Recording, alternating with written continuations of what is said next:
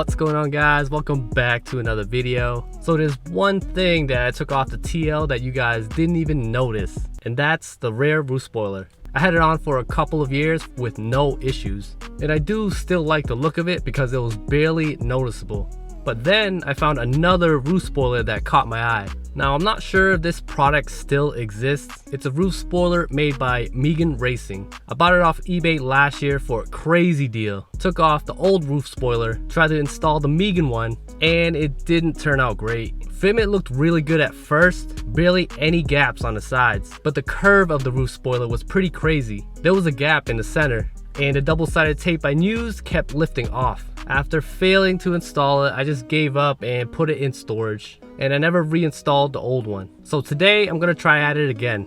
I am trying something different this time around. I tried flattening it out a bit. So on a hot day, I laid it out, I put a heavy cement block on it. That didn't really do much. And for a couple weeks now, I do have a couple wheels laying on top of it. Basically trying to flatten it out as much as possible while fixing the curve. So I'm going to be using the same mounting procedure as the duckbill spoiler, which is heavy 3M double-sided tape and silicone adhesive. Now, I definitely don't want this thing flying off the car, so this method should be more than enough. Now that we got our game plan, let's go outside and check out the Megan Racing carbon fiber roof spoiler. Woo, that's a mouthful. And here it is, guys, the Megan Racing carbon fiber roof spoiler. I'm not even sure if this still exists. Like I said, I'm pretty sure it's discontinued because I cannot find it anywhere. It comes in this box just like this, and I do already have it unwrapped. It originally come with bubble wrap and all that good stuff.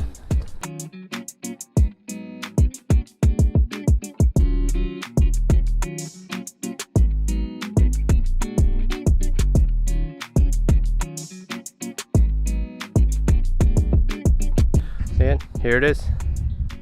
Like I said, it does have carbon fiber, but it's like an imprint. Like all this feels plastic, so it's not really carbon fiber, and you can tell by the backside it's all like black and plain. This is all black right here. That's what you'll see if you look at it from the straight rear, and carbon fiber print in the front, which is pretty dope. But yeah, it's kind of false advertisement. It's not really carbon fiber, but it is hollow on the inside, kind of pressed into it, like it flexes just a little bit, so I definitely think it's plastic or some type of plastic. And like I said earlier, we're gonna be using the silicone adhesive right here, the same stuff I used for the duckbill spoiler. Here is the 3M tape, heavy duty.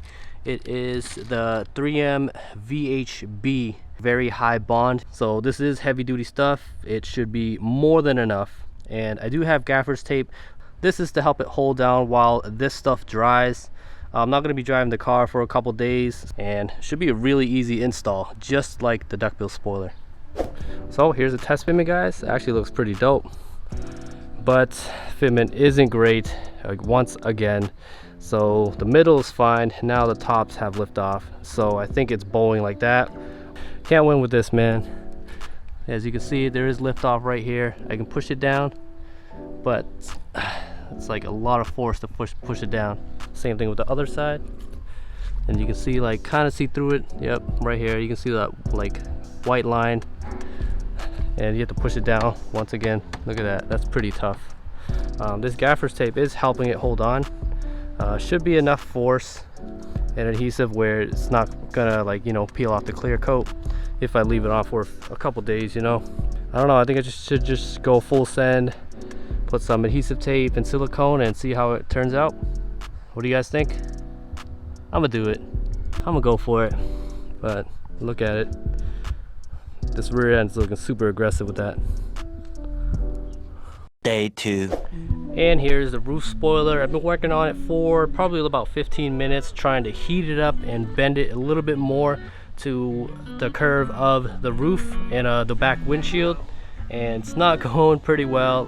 Heat up the whole thing with this heat gun right here, just going along for like 10 minutes and then trying to bend it, but it's not really working out that well. It is a hot day out. Maybe if I let it sit out in the sun and try to curve it a little bit more, It did curve just a little bit, and I did mock it up with the back windshield, but it's not 100%. It is a little bit better. I'm all set and ready to go to put on that double sticky tape and silicone adhesives. I already prepped it using isopropyl alcohol with a microfiber towel. I wiped along all the way over here in the back side along with the back windshield. So it's all set and ready for the double-sided tape.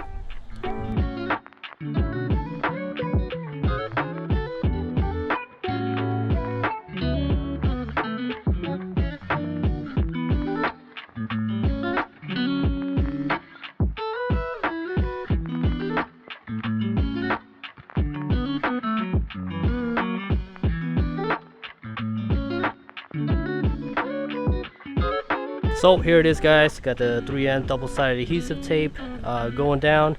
Then I got the silicone adhesive. Hopefully all this helps keep it sticking to that windshield. I got it already pre-peeled.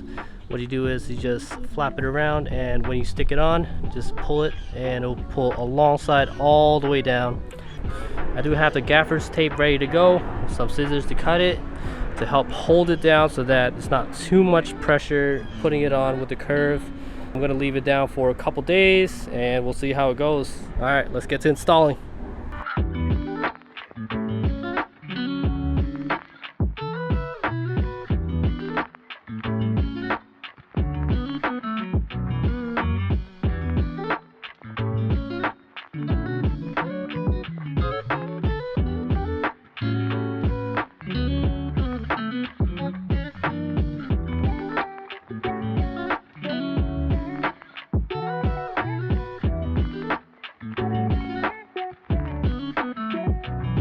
And here it is, guys, all set, ready and mounted.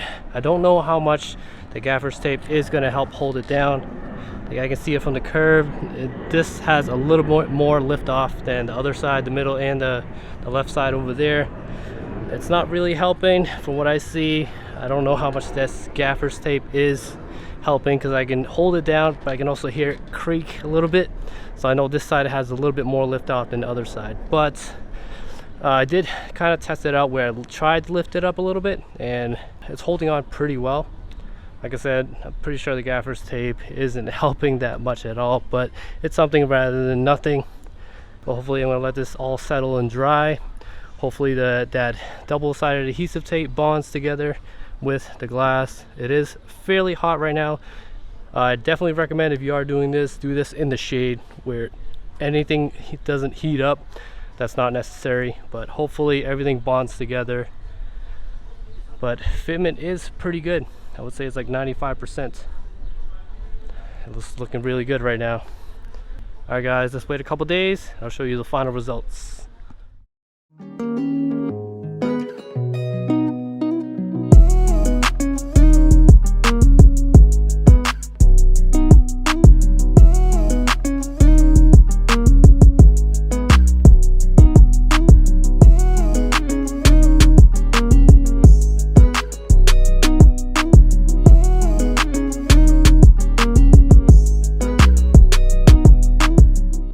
And here it is, guys, the Megan Racing carbon fiber roof spoiler. Always so long to say, but here it is, guys. This is a couple days later, all fully mounted and everything. Hopefully that silicone adhesive is all dried up. But here it is, guys. As you can see from the top, fitment is actually looking really good. Here's looking from the rear end.